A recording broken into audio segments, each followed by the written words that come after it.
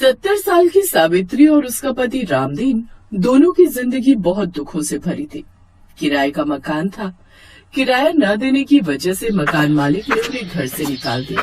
इकलौता बेटा मुकेश बहुत ही बिगड़ा हुआ था। वो अपनी पत्नी के साथ अलग जाकर रहने लगा। सावित्री ने सोचा कि मेहनत तो करनी पड़ेगी क्योंकि गुजारा करने के लिए काम जरूरी है। इसलिए सावित्री ने फुटपाथ पर ही एक अंगीठी जलाकर गर्मा गर्म चपाती और टमाटर की चटनी बेचने का काम शुरू किया। सावित्री बहुत बढ़िया चपाती और टमाटर की चटनी बनाती थी। आते जाते लोग उसके पास रुकते और चपाती और चटनी खरीद कर खाते। सावित्री अम्मा, कुछ भी कहो, जब से तुम्हारे यहाँ गर्मा गर्म चपाती और टमाटर की चटनी खाने लगा हूँ ना, घर के खाने की कभी महसूस ही नहीं होती। धन्यवाद बेटा। मैं तो बस कोशिश करती हूँ कि यहाँ पर जितने भी काम करने वाले लोग हैं उन्हें घर के खाने की सच में कभी महसूस न हो, इसीलिए मैं गर्मा गर्म चपाती और चटनी बनाती हूँ। सावित्री, टमाटर और आटा ले आया हूँ। रामदीन अगले दिन का सामान पकड़ाने लगता है, तभी उसकी सांस फूल जाती है। तुम्हें कहा था बुखार में मत जाओ, पर तुम मेरी सुनते कहाँ हो। मैं चली जाती सामान लेने बाजार। क्या करूँ सावित्री, सारा दिन फुटपाथ पर लेटे लेटे मन नहीं लग रहा था। सोचा कि बाजार से सामान ले आऊंगा तो थोड़ा मन लग जाएगा। तू भी तो अकेली लगी रहती है। काका, आप दोनों इस उम्र में यहाँ फुटपाथ पर रहते हो? हाँ बेटा, जब औलाद नालायक निकलती है ना, तो माता पिता का बुढ़ापा सड़कों पर गुजरता है। ग्राहक चपाती और चटनी खाकर जा चुके थे। सावित्री और रामदीन कुछ देर आराम करने लगे, तभी उनका नालायक बेटा और बहू आ गए। मुकेश ने झटके से पैसों के गल्ले को खोला तो सावित्री ने उसका हाथ रोक दिया। क्या कर रहा है मुकेश? छोड़ पैसे, मैं तुझे आज पैसे नहीं ले जाने दूंगी। अरे हम मेहनत करते हैं तब जाकर फुटपाथ पर रहने के लिए थोड़ा बहुत कमा पाते हैं। अम्मा, तू जानती है पैसे तो मैं ले जाकर रहूंगा, मुझे किराया भरना है और आज सुनैना का जन्मदिन है, मुझे इसे पिक्चर दिखाने ले जाना है। लाओ पैसे दो। माँ बाप की जायदाद पर बेटे का हक होता है, इसलिए जो भी पैसे कमाते हो इस पर मेरा हक है। सुनो जी, जल्दी करो, पिक्चर का टाइम हो गया है। शर्म आनी चाहिए तुम दोनों को। इस उम्र में तुम्हारी माँ इतनी मेहनत करती है, सड़कों पर सोकर सुबह सुबह उठती है, चपाती चटनी बनाकर बेचती है, और जो पैसे कमाती है तुम सारे छीन कर ले जाते हो। बाबू, ज्यादा दिमाग मत खाओ, हमें लेट हो रहा है। चलो सुनैना, आज तुम्हें पिक्चर दिखाकर रात को खाना भी खिलाऊंगा। ये रहे किराए के पैसे और ये रहे हमारे पिक्चर और खाने के। अक्सर ऐसा ही होता था। मुकेश अपनी पत्नी सुनैना के साथ आकर पैसे छीनकर चला जाता था। सावित्री और रामदीन इस बात से बहुत दुखी रहते थे। वो जो भी कमाते वो सारा मुकेश छीन लेता। एक दिन सावित्री और रामदीन चपाती चटनी बेच रहे थे, तभी उन्होंने सड़क के दूसरे किनारे पर एक आदमी को चलते चलते अचानक से गिरते हुए देखा। सावित्री और रामदीन दोनों दौड़कर सड़क के पार गए और आदमी को सहारा दिया और अपने पास लेकर आए। भैया जी, आपके तो घुटनों में चोट आ गई है, अचानक गिर कैसे गए? आज सुबह चश्मा घर छोड़ाया, सड़क पर पत्थर दिखाई नहीं दिया तो ठोकर लग गई। भैया जी, पास में ही डॉक्टर की दुकान है, चलो मैं आपकी पट्टी करवा देता हूँ। नहीं नहीं, बहुत बहुत शुक्रिया, मैंने बेटे को फोन कर दिया, वो आता होगा। आप दोनों इस उम्र में यहाँ फुटपाथ पर काम करते हो? हाँ भैया जी, बस जीने का यही सहारा है, चटनी रोटी बेचकर गुजारा करते हैं। फुटपाथ पर रहते हो और यही काम करके गुजारा करते हो? सावित्री और रामदीन हरिनारायण नाम के उस व्यक्ति को सारी बात बताते हैं। कुछ देर बाद हरिनारायण जी का बेटा उन्हें लेने आ जाता है।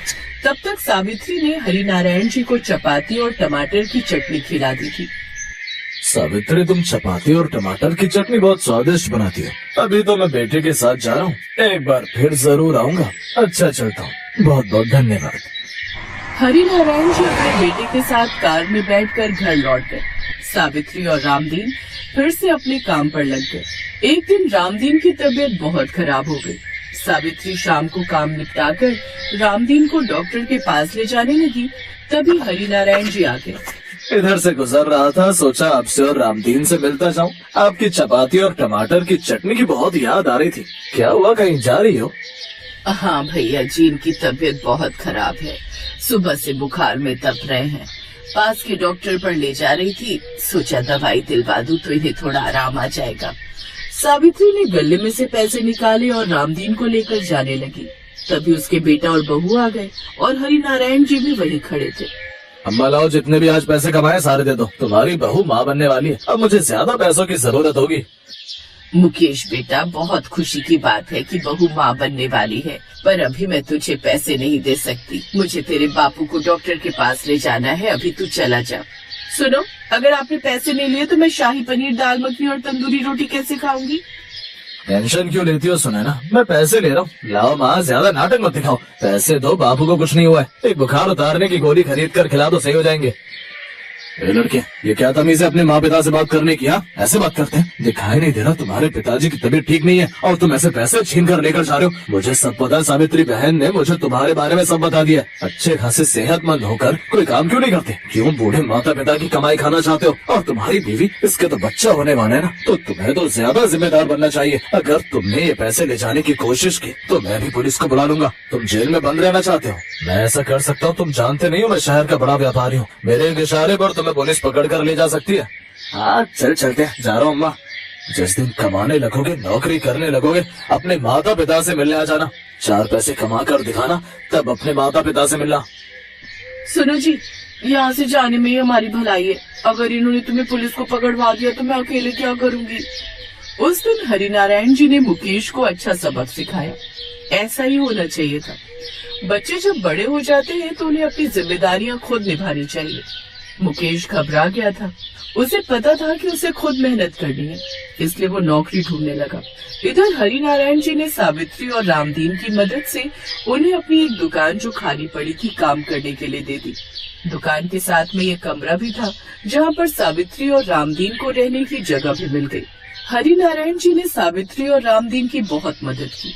कम से कम उन्हें इस बात की तसल्ली थी कि हरिनारायण जी ने उन्हें फुटपाथ की जगह रहने के लिए एक सुविधाजनक जगह दे दी, और यही उस बुजुर्ग पति पत्नी के लिए बहुत बड़ी बात थी।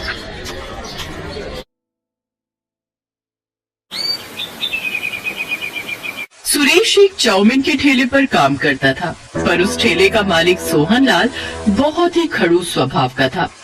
सुरेश जितना मर्जी अच्छा काम कर ले, पर फिर भी उसका मालिक कभी भी उससे खुश नहीं होता था। सुरेश रोजाना सुबह 9 बजे काम पर निकल जाता था और रात को 11 बजे घर आता था।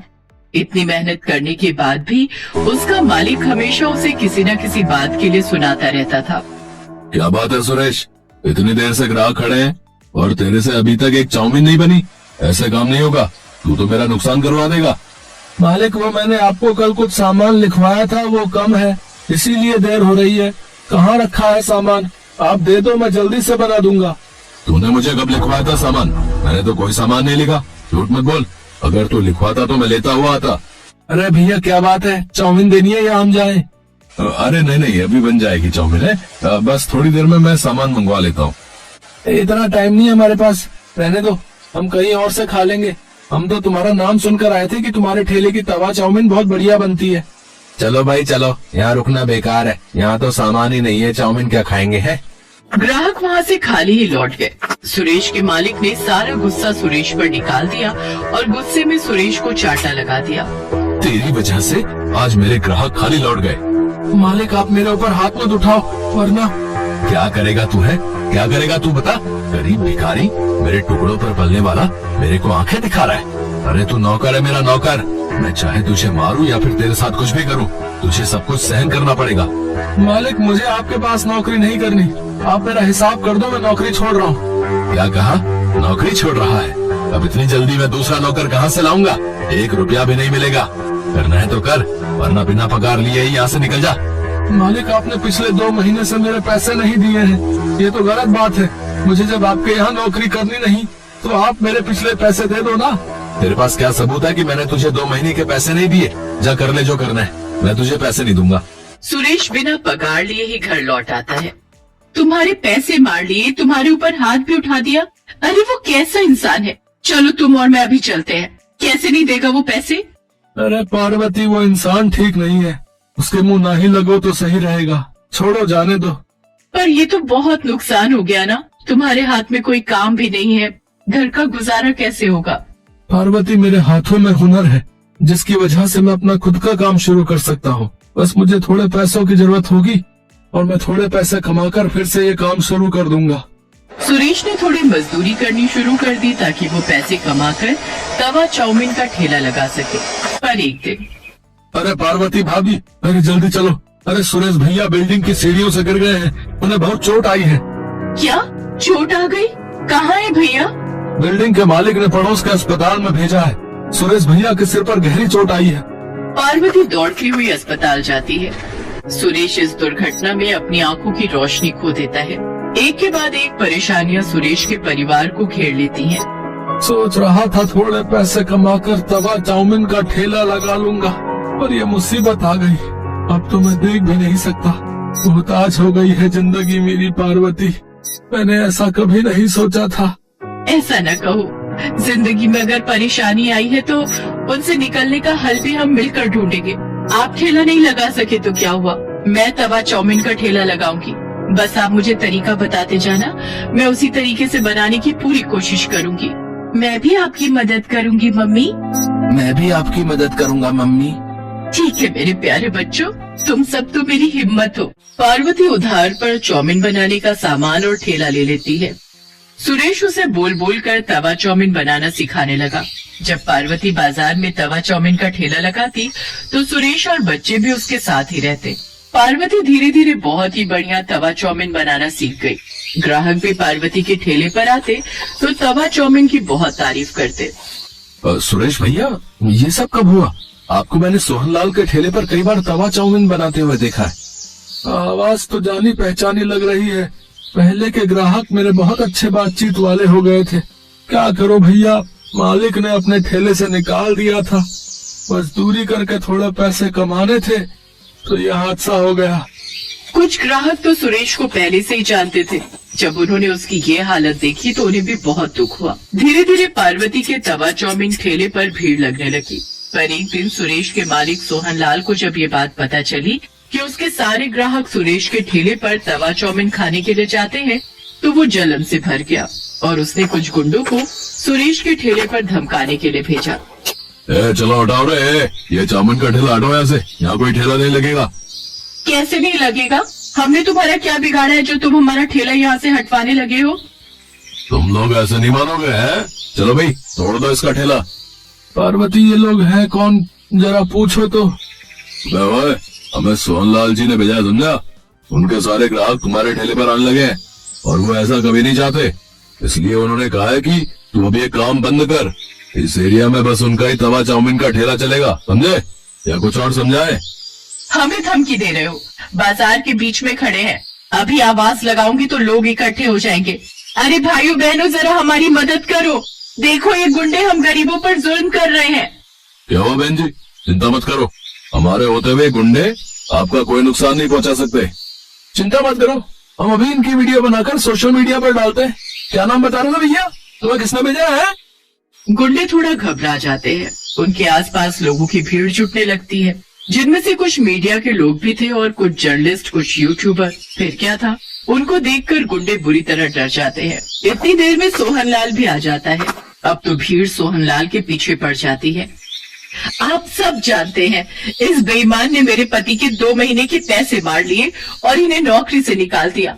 आज मेरे पति की हालत इसी की वजह से है। सीधी तरह से इन गरीबों के पैसे लौटा दो, वरना तुम्हारा ये हाल होगा कि तुम सोच भी नहीं सकते। मैं एक न्यूज रिपोर्टर हूँ, भले ही आज मैं ड्यूटी पर नहीं हूँ, पर अपना फर्ज भली भांति जानती हूँ। सीधी तरह देते हो या तुम्हारे खिलाफ खबर छापूं? नहीं, मैं पैसे देता हूँ।